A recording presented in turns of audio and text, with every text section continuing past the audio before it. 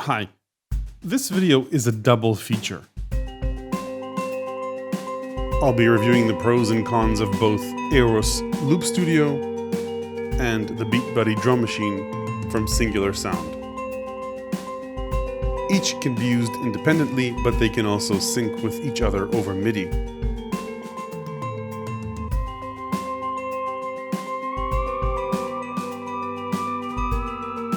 Aeros is a multi-track, multi-part stereo looper. Multi-track means it can record up to 6 different length layers, and multi-part means you can record several parts of a song, like a verse, chorus, and a bridge.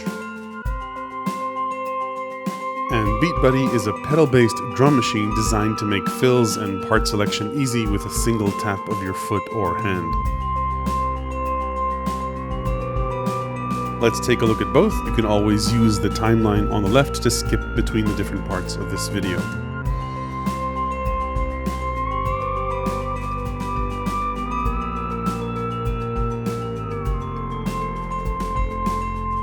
Let's start with the Aeros looper. The looper competition is intense, and price-wise Aeros isn't on the lower end, so is it worth it? There are a few things that make Aeros stand out, namely its multi-track and multi-part capabilities, but to me it's the combination of those with its 4.3-inch display and the way that it shows you the tracks and parts you record in parallel. Just to get us all on the same page in terms of terminology, a track is a layer, say your voice, a guitar, a synth, or a bass, and a part is the section or part of the song you're playing, verse, bridge, chorus, outro, and so on. The display on Aeros is a touch display, but it's really mainly used for administrative purposes like changing settings or renaming songs. The heart of the control is with the foot switches and this rubber scroll wheel, all of which can be used with your feet or hands, obviously. When you set up a song in Aeros, you have to make a few decisions, the most important of which is whether you'll be using 2x2 mode or 6x6 mode. The reason these two modes exist is because when you only have 2 tracks, you can control recording, playback, overdubbing, and more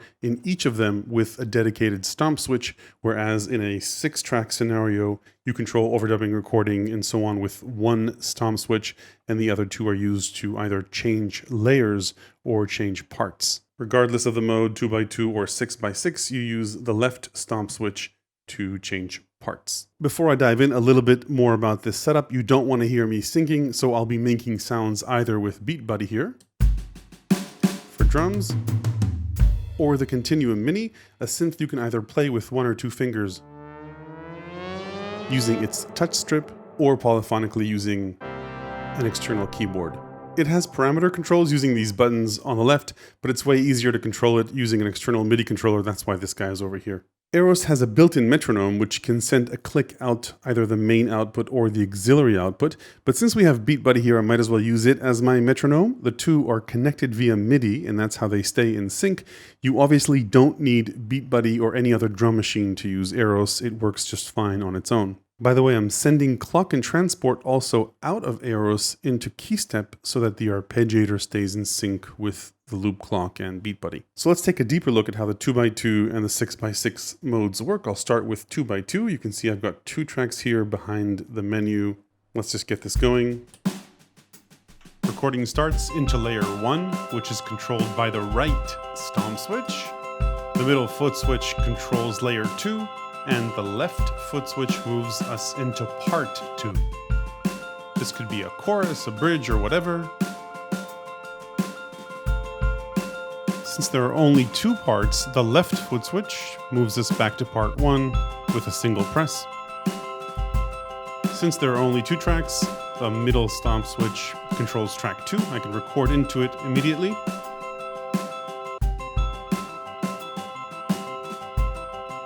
If I didn't like what I recorded, I can undo it. You can only undo when a pattern is playing back, not while it's recording.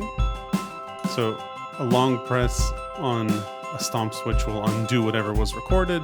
Now I can re-record whatever I want at whatever length I like. Pretty much everything in 2x2 mode is a single tap away. If I want to move into part 2 and add a layer there, it's a single foot switch press. Now I'm in part 2 again. And yeah, pretty straightforward and easy. Let's go back to part 1. That's pretty much 2x2 mode. Regardless of the mode, you've got 2 layers of undo, a long press and a really long press on undo, and then redo is long press again. A double tap will mute a track, then tap again to unmute it.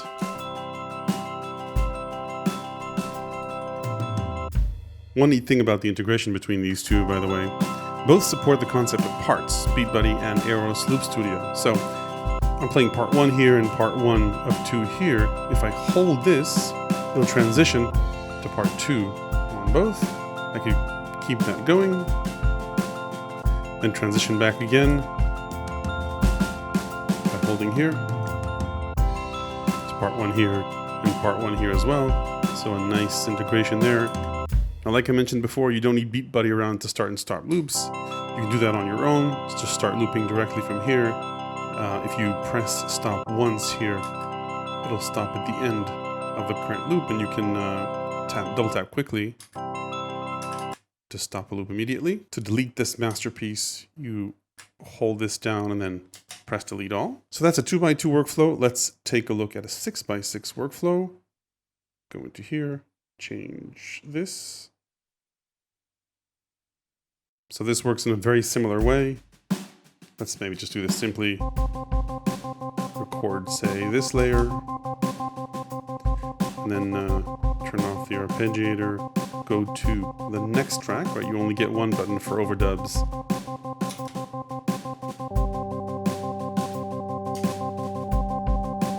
Let's do another one.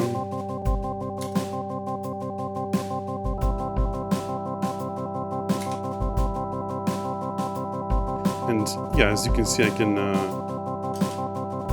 loop immediately. Let's cancel this because I don't like this. Long press here. Now I'm ready to re-record. Let's maybe do this.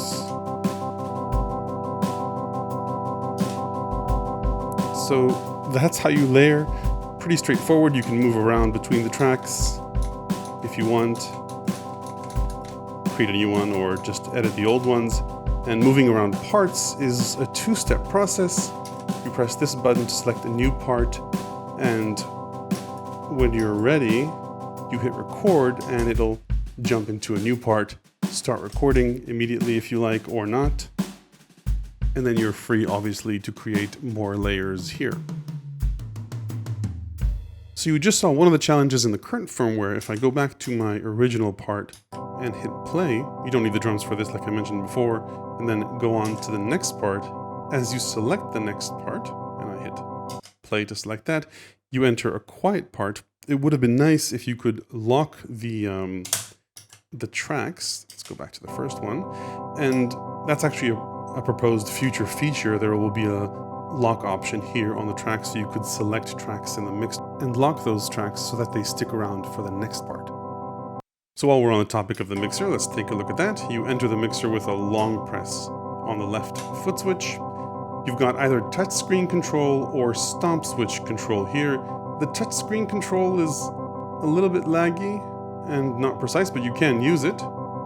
Certainly in a performance situation, you might prefer this. You can select a different track by pressing the select button, then use the volume wheel to lower their level, or to mute them entirely.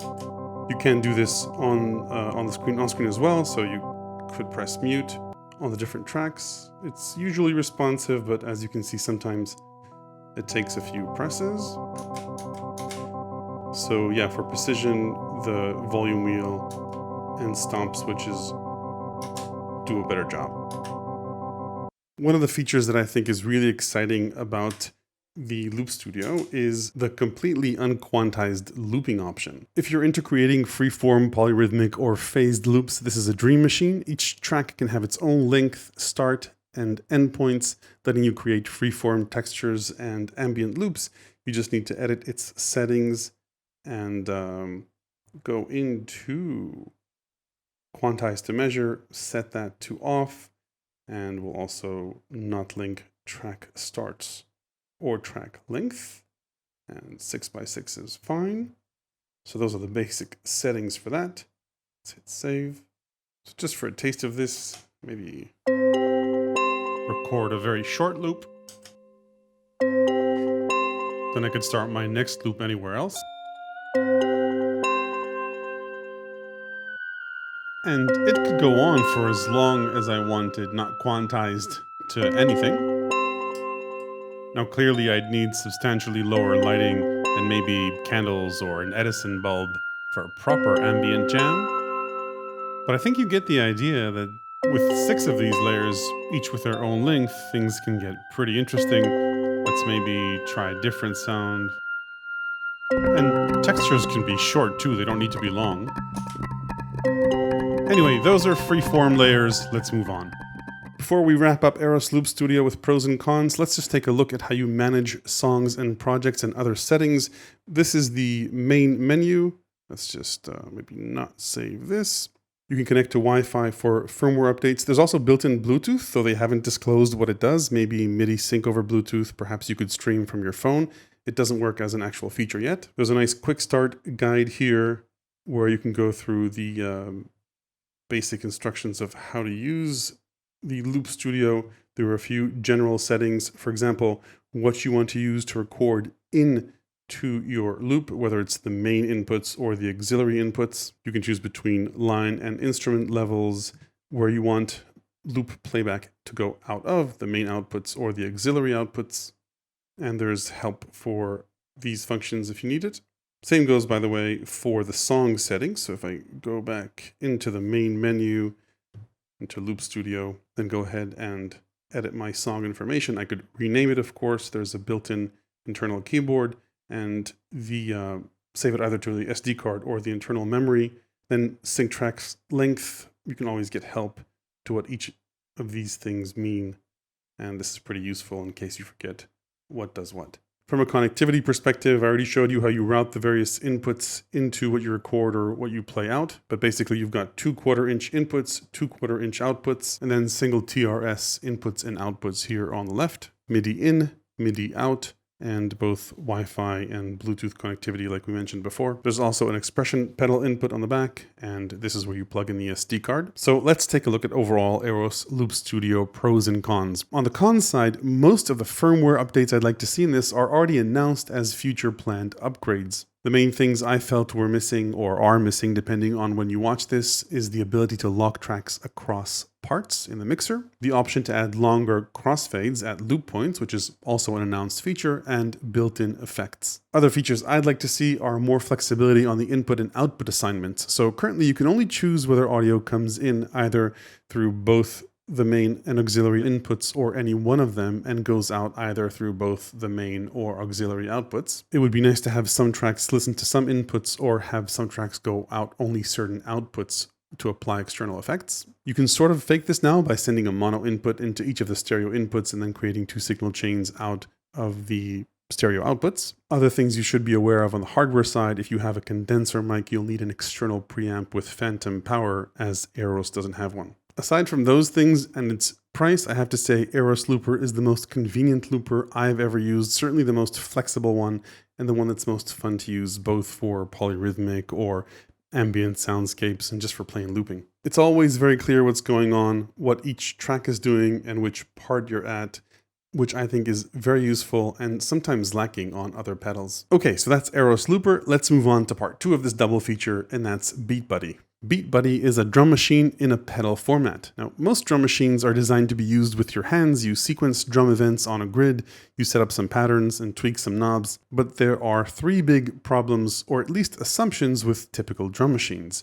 You typically need to have one hand free, if not 2, to program and use them. You need to know how to sequence patterns, because they don't come with too many factory patterns, unless you saw my video about how to transfer 100,000 patterns onto any drum machine, see link below. And the third problem with most drum machines is that you don't really want to step on them or operate them with your feet. BeatBuddy does things completely differently, with the good and bad that comes along with it. It narrows down the functions of a drum machine into a single pedal, a single button basically.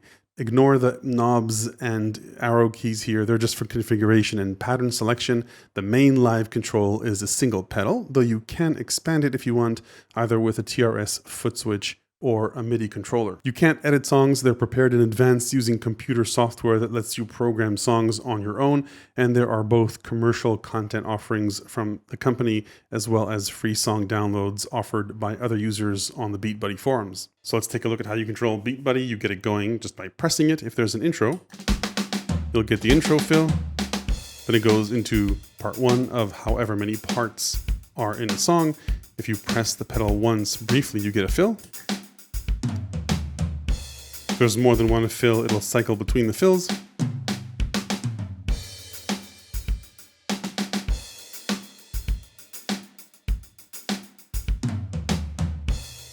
A long press on BeatBuddy will move you into the next part. There are two parts here, so I'll long press, transition fill into part two. And then since there are only two parts here, if I long press again, it'll go back to part one. And then a double tap will stop the song. And if there's an outro fill, you'll get that. You can configure an external pedal either to replicate the functions of the pedal itself or add additional functionality. There's an accent hit programmed in every song, so you could use that. And then this will, by default, when you want it to have additional functionality, pause the song. So I can get it going here. Add accent hits, pause the song by pressing here, get back to it. And that's pretty much it.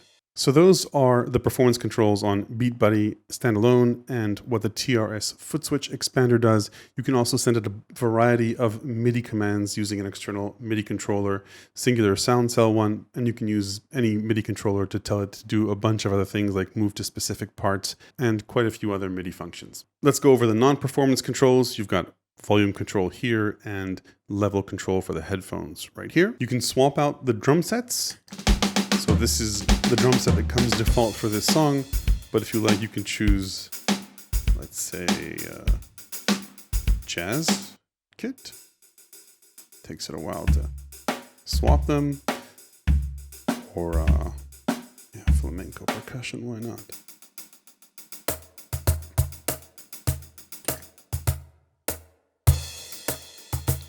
Yeah, so a few options here. Voice.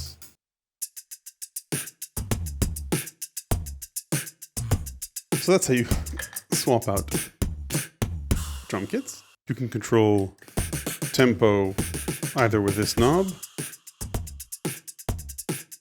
and there's a tap tempo as well.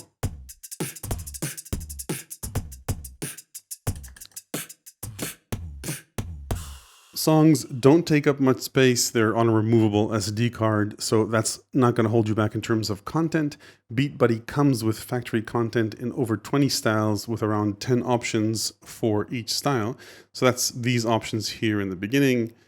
Yeah, quite a few here. Let's, pick one. Hip hop, and there are a few beats in each. Let's try this one.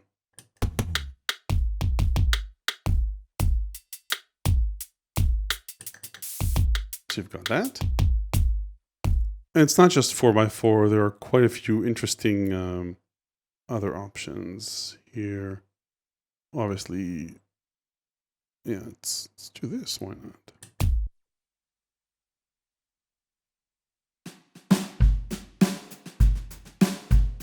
Took it a while to load the kit up there. The little line or bar on top shows you which beat you are in the current measure or current bar. And then the short bar or box on the bottom shows you your position within your part, the current measure within all the measures in this particular part.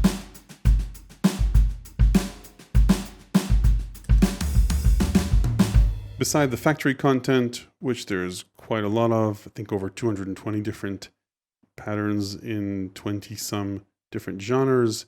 You can also either buy or download free beats from different forums. These are some of the premium patterns in there. You can see based on bands or popular songs, and quite a lot of content in here. It can obviously add up, but if you need a particular song, a particular genre or artist, there's a good chance that it will be in there for you. And quite a long list here. Yeah, let's just pick one, U2, and Yeah, this one always works, right? Yeah, so if you need instant Sunday, Bloody Sunday,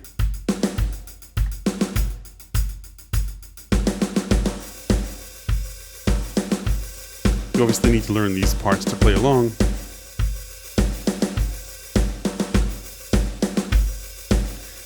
Nice stuff. Tapping both these buttons leads you into a few options. I won't go over all of these. You can configure the Footswitch, change the font size, and yeah, there's even a sobriety function. So if you want to hear U2 after one beer or slightly tipsy, tipsy Bloody Sunday, it's not too bad. Let's get more drunk. Yeah, this is just having fun with this. Wasted. Okay, you ready for this?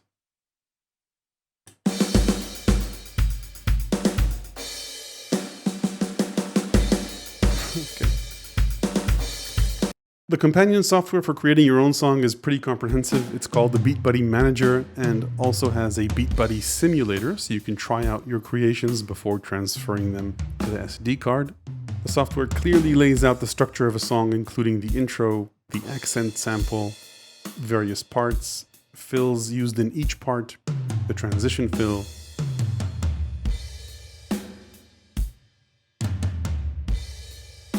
and of course, let's not forget the outro.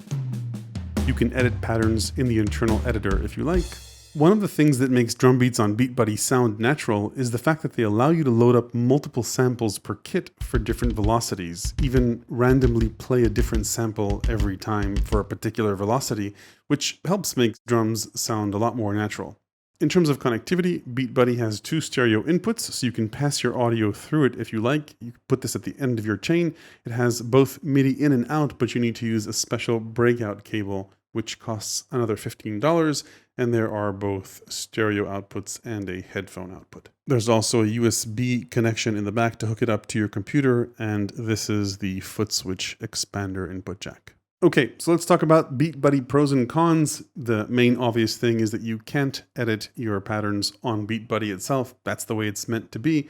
The only change you can make is changing the kit on the fly to use a different kit with a programmed pattern. So if you've got a pattern here, you don't like the hi-hat or the kick groove, you'll need to use the software to change it. That said, editing patterns is not what this is for. So if you're comfortable with not programming your own beats or just want it that way, or programming them on a computer and then just playing them back on a pedal, BeatBuddy is clearly the category leader for this, and in this compact form factor, it fits in with a larger setup pretty nicely. So that's it for BeatBuddy and for Aeros Loop Studio. If you found the insights in this video useful, there's plenty more where they came from in my ever-expanding book, available to the people who support this channel on Patreon. Feel free to hit me up with any questions in the comment section below. Hit like if this was useful, and don't forget to ring the bell after subscribing to make sure you don't miss the next one. Thanks for watching.